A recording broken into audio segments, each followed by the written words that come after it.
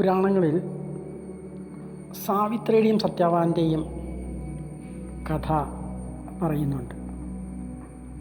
വിവാഹം കഴിഞ്ഞ് ഗാർഹസ്ഥ ജീവിതം ആരംഭിച്ചു തുടങ്ങിയ സമയത്ത് വളരെ പെട്ടെന്ന് വിധി വൈപരീത്യം കൊണ്ട് സത്യവാന് ജീവൻ നഷ്ടപ്പെടുന്നു. ഒരു കുടുംബജീവിതത്തിൽ ഒരു വ്യക്തിയുടെ അഭാവം എത്രത്തോളം ദുഃഖമുണ്ടാക്കും എന്ന് നമുക്കറിയാം. അത് ഒരുപക്ഷെ വിധി വൈപരീത്യം കൊണ്ട് സംഭവിക്കുന്നതായിരിക്കാം, അല്ലെങ്കിൽ നമ്മുടെ കാഴ്ചപ്പാടില്ലാത്തത് സംഭവിക്കാം.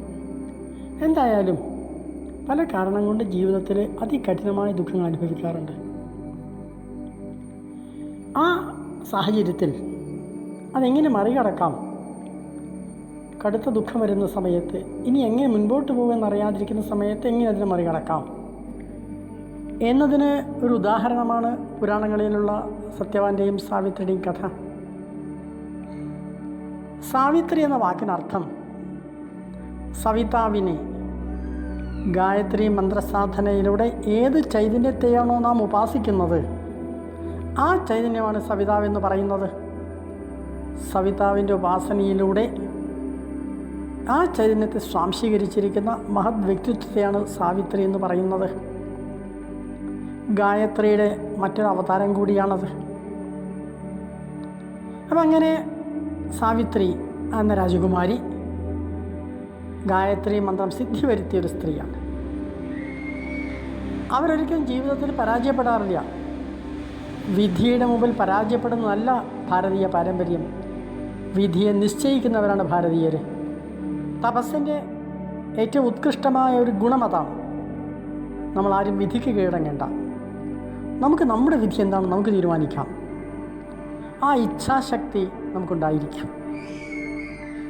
ഇപ്പോൾ സാവിത്രി നഷ്ടപ്പെട്ടു പോയ സ്വന്തം ഭർത്താവിൻ്റെ ജീവിതം തിരിച്ച് പിടിക്കാൻ വേണ്ടിയിട്ട് യമദേവനുമായിട്ട് സംവാദം നടത്തുന്നു. ഒടുവിൽ യമദേവൻ സാവിത്രിയുടെ പാതിവ്രത്യത്തിന് മുമ്പിൽ തപശക്തികൾ പരാജയപ്പെടുന്നു. സത്യവാന് ജീവൻ തിരിച്ചു കിട്ടുന്നു. ഇത് ഒരു മരണത്തെ മുൻപിൽ നിന്ന് പോലും നമുക്ക് ജീവിതത്തെ തിരിച്ചു പിടിക്കാൻ കഴിയും.